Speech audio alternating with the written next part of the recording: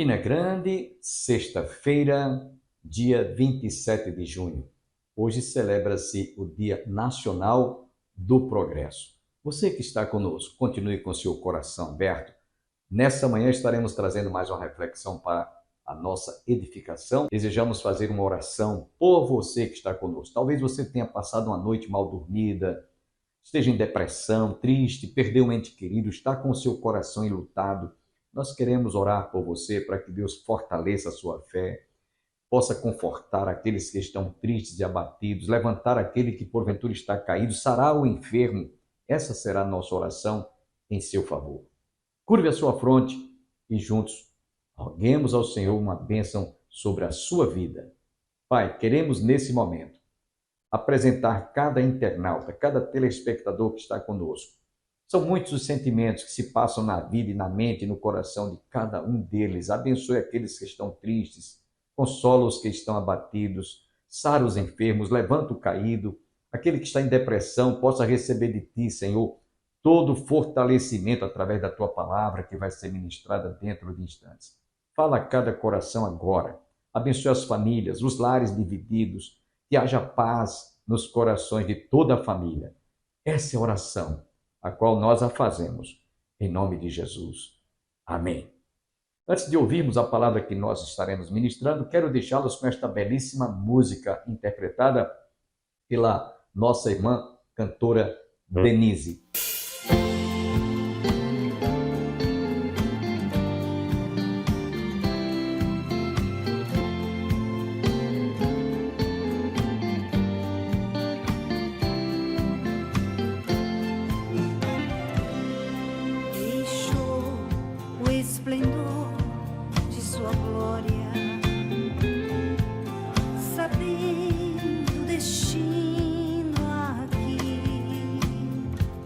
Estava só e ferido no Gólgota para dar sua vida por mim. Se isto não for amor, o oceano secou. Não há estrelas nos céus, as andorinhas não voam mais. Se isto não for amor, o céu não é real. Tudo perde o valor. Se isto não for amor,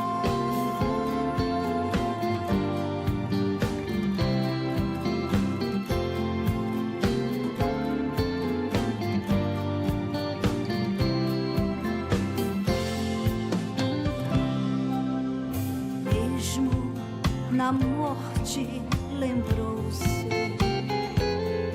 do ladrão que ao seu lado estava, com amor e ternura falou-lhe: ao paraíso comigo irás. Se isto não for amor,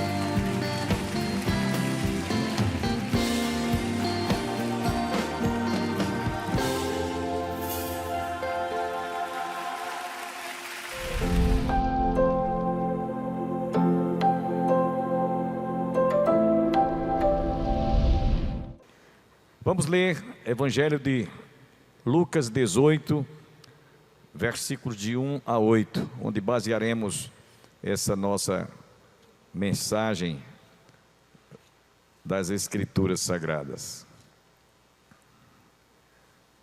Disse-lhes Jesus uma parábola sobre o dever de orar sempre e nunca esmorecer. Havia em certa cidade um juiz que não temia a Deus, nem respeitava homem algum.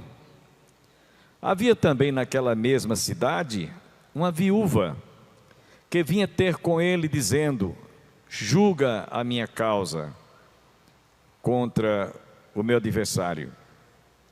Ele, por algum tempo, não a quis atender, mas depois disse consigo mesmo, disse consigo: bem que eu não temo a Deus, nem respeito a homem algum. Todavia, como esta viúva me importuna, julgarei a sua causa, para não suceder que, por fim, venha a molestar-me. Então disse o Senhor: considerai no que diz este juiz iníquo. Não fará Deus justiça aos seus escolhidos que por ele clamam dia e noite, embora pareça demorado em atendê-los? Todavia, que depressa lhes fará justiça. Contudo, quando vier o Filho do Homem, achará porventura fé na terra? Amém? Podem sentar. Eu vou ler para vocês agora o mesmo texto que eu li para vocês, baseado na Bíblia, na linguagem popular, na linguagem de hoje. Eu gosto muito de, quando vou preparar os meus sermões, algum estudo bíblico, eu consulto várias edições da palavra, várias. Tem Bíblia revista, corrigida, atualizada, antiga, mas também não desprezo a linguagem de hoje, a linguagem popular. Não que o que nós lemos não seja não haja tanta veracidade quanto depois de lermos essa segunda leitura, porque ela é tão real quanto a outra. Só que na linguagem popular, as pessoas que às vezes não entendem certos termos bíblicos, não entendem certas palavras, a linguagem popular ela desce até a pessoa mais simples para que ela entenda. E aí vocês vão ver que realmente o que eu acabei de ler tem tudo a ver com o que vamos ouvir agora. Um dia, Jesus contou aos seus discípulos uma história parábola, para mostrar a necessidade que eles tinham de orar sempre, e mostrar-lhes que deviam continuar orando até vir a resposta. A tradução que eu li anterior, até que Deus possa responder. Havia numa cidade um juiz, e este juiz disse consigo mesmo: havia numa cidade um juiz, disse ele, homem muito mau, que fazia pouco caso de todos. E havia uma viúva daquela cidade, que vinha frequentemente suplicar justiça contra um homem que lhes havia causado prejuízos. O juiz não fez caso dela durante algum tempo, mas no fim ela o deixou nervoso. Ela estava lá querendo que ele respondesse, atendesse, ficou nervoso, né? Eu não tenho medo de Deus, disse ele, nem dos homens. Essa expressão, não tenho medo, não tenho temor. Ele não temia Deus. E inclusive esse é o pecado de muitos juízes. Nós estamos com um tribunal hoje lá no STJ, que se comportam como se fosse Deus. Tribunal de Justiça, Supremo Tribunal, eles se sentem como se fossem deuses, e é assim que o juiz muitas vezes se comporta. Eu não tenho medo de Deus, quer dizer, não tenho temor nem dos homens, não tenho medo de Deus nem dos homens, disse ele consigo mesmo. Porém, esta viúva está me incomodando. Vou fazer com que ela receba justiça, pois está me cansando com as suas queixas constantemente.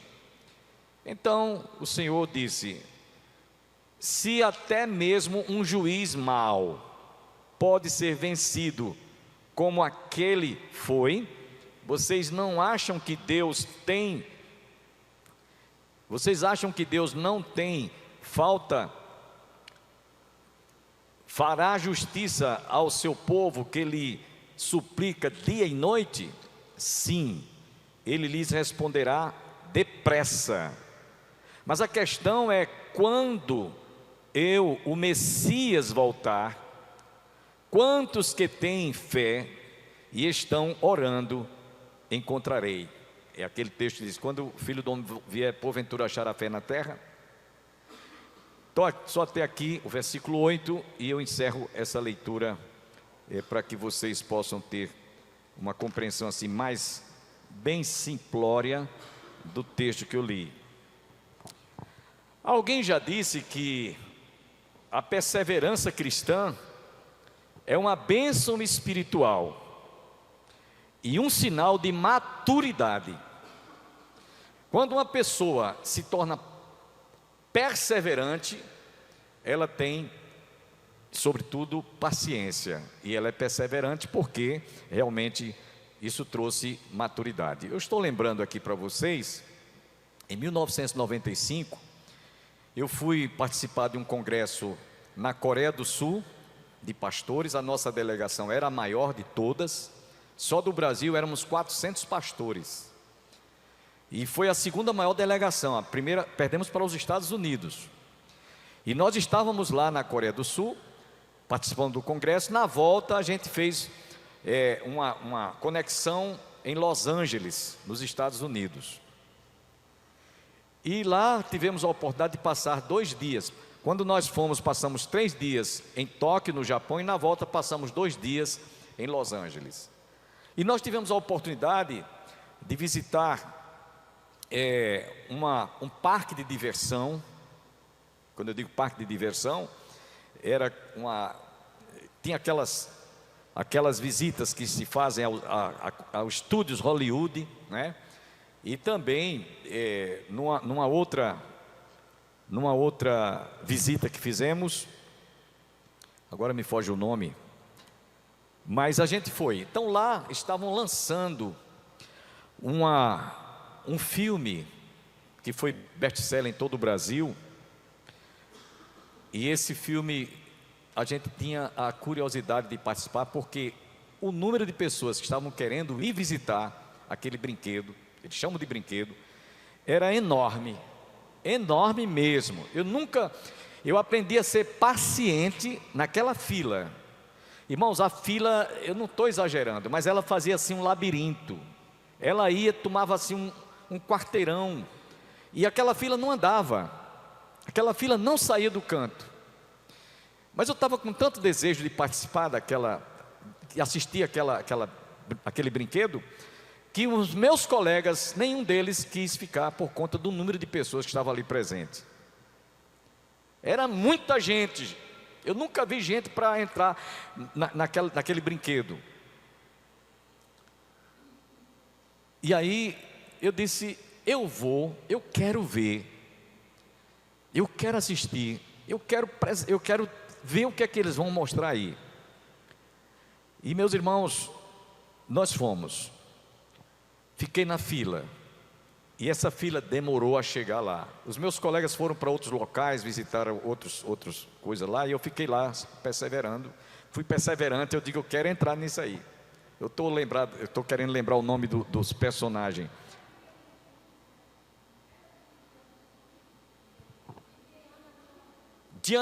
Indiana Jones.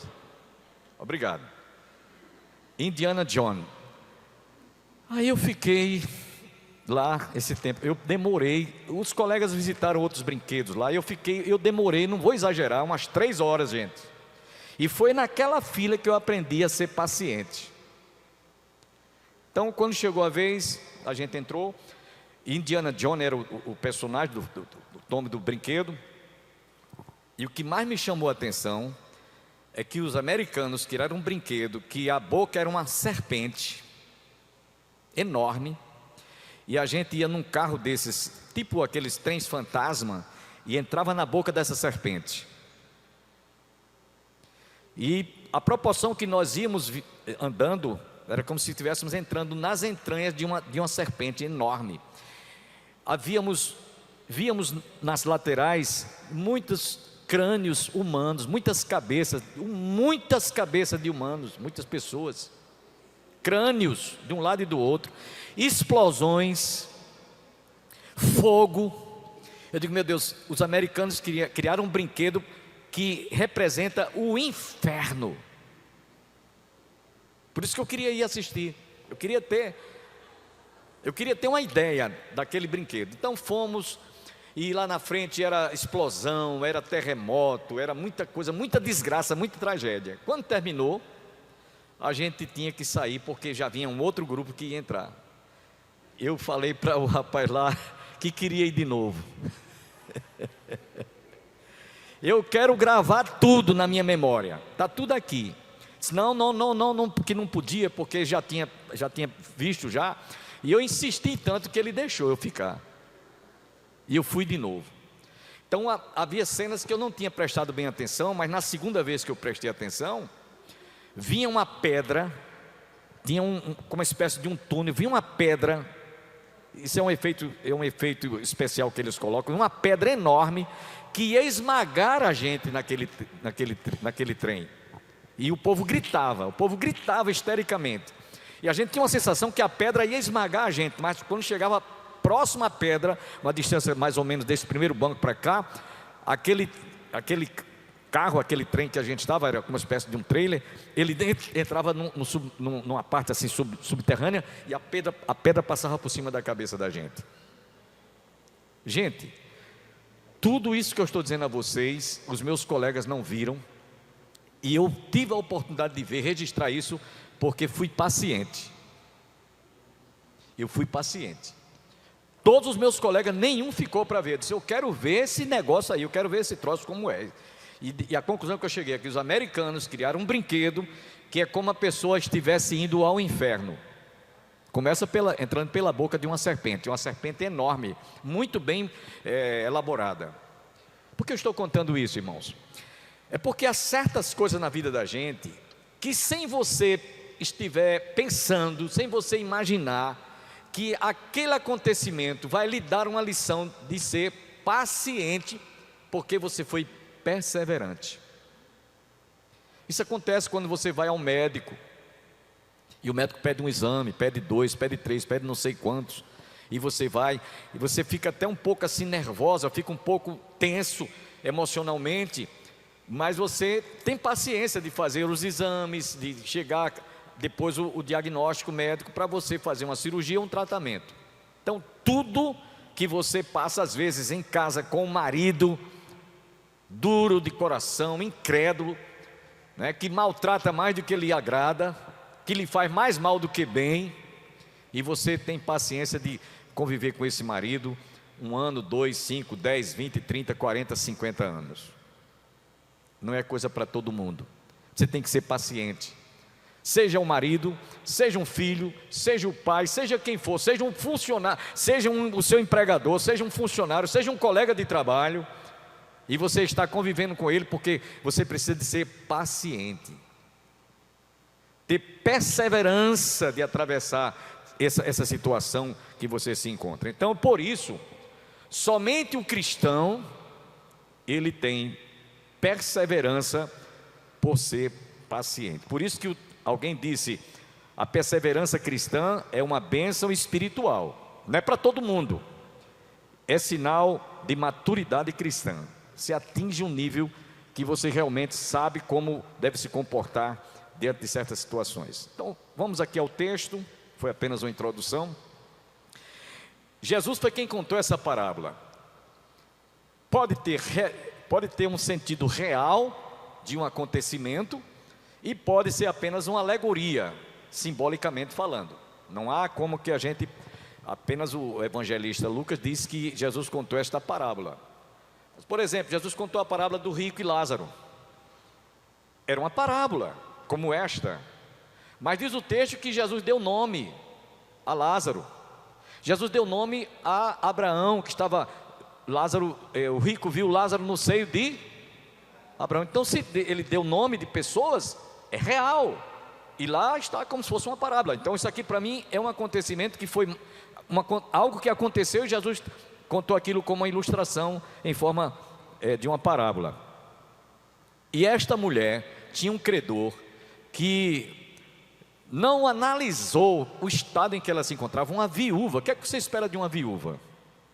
Ela está mais necessitada, mais carente de receber ajuda, auxílio, atenção do que qualquer outra pessoa. E essa mulher estava com aquele credor dioturnamente cobrando dela, certamente, se fosse uma dívida, seja lá o que fosse. E ela então resolveu procurar um juiz. Eu vou procurar um juiz, para que ele possa advogar, para que ele possa julgar a minha causa. E foi a este homem que era mau, não tinha o temor a Deus, e geralmente todos os juízes se comportam assim, eles se comportam como se fosse um próprio Deus, né? Como nós temos aqui do Supremo Tribunal nesse país, né? Que eles estão agindo como se fossem deuses, com D minúsculo, mas se comportam assim. E essa mulher foi uma vez, duas, foi várias vezes, e ela simplesmente era expulsa, não era recebida, e ela voltava para casa.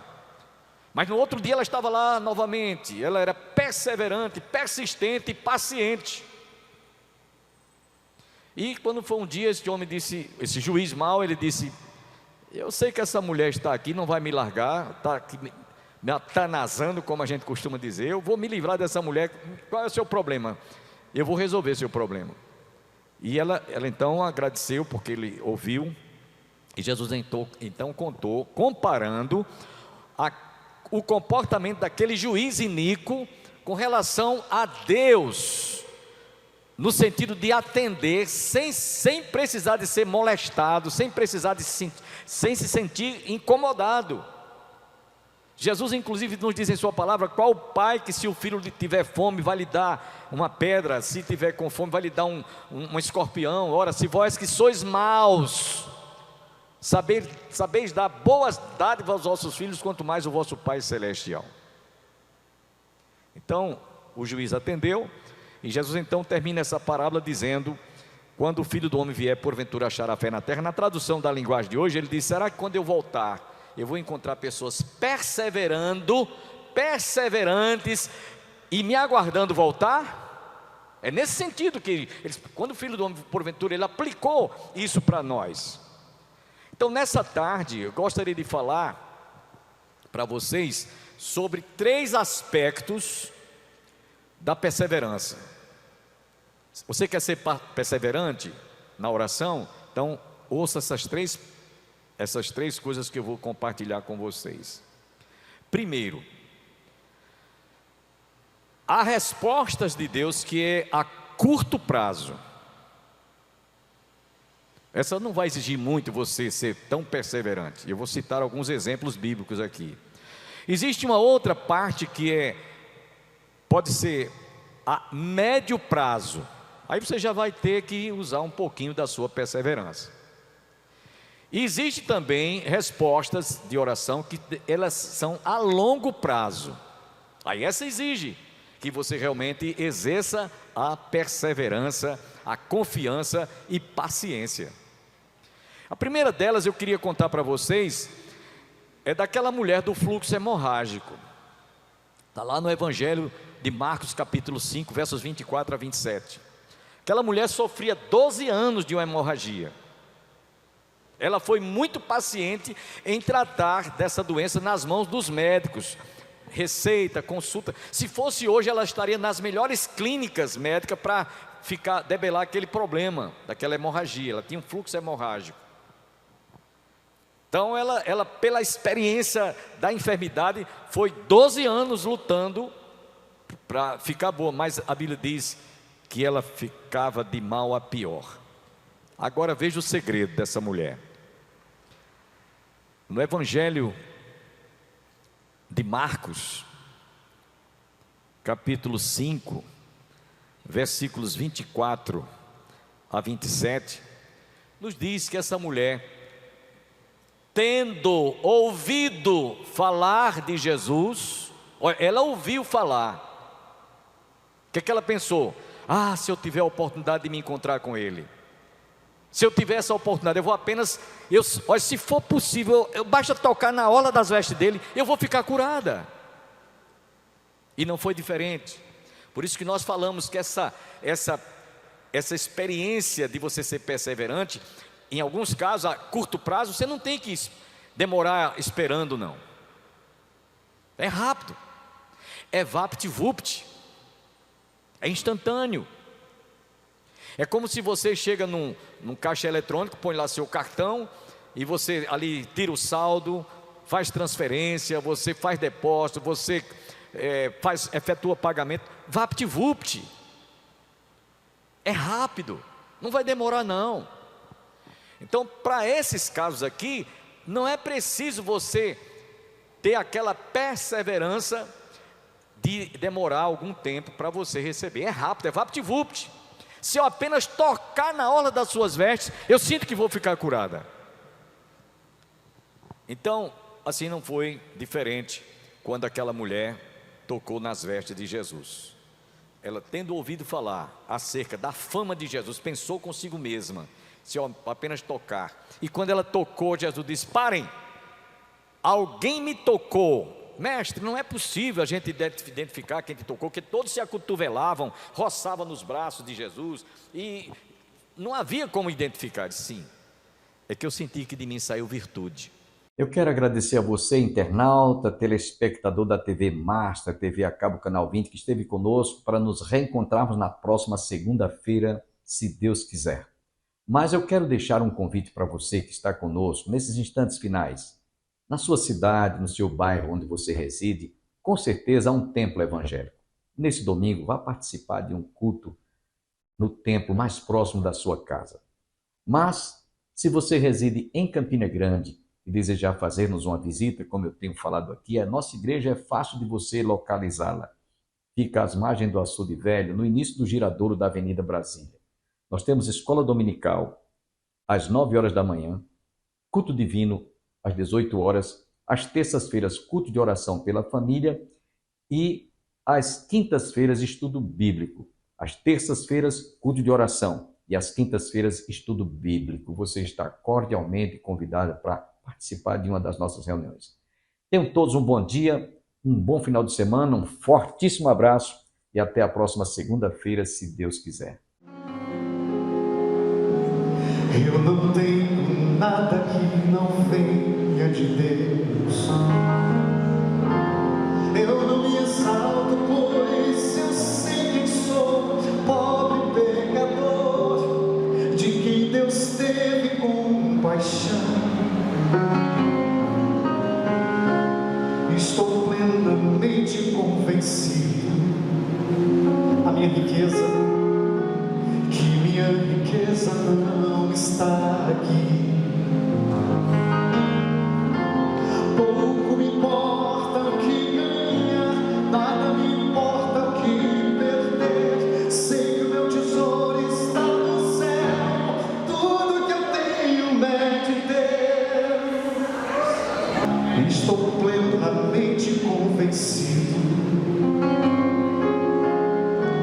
que minha riqueza não está aqui. Não são coisas. Pouco me importa o que ganhar, nada me importa o que perder. Sei que o meu tesouro está no céu, tudo que eu tenho é de Deus. A minha família é de Deus, o meu ministério é de Deus, a minha igreja é de Deus, os meus projetos são de Deus, a minha casa é de Deus, os meus filhos são de Deus, minhas posses são de Deus, a minha vida é de Deus, porque foi que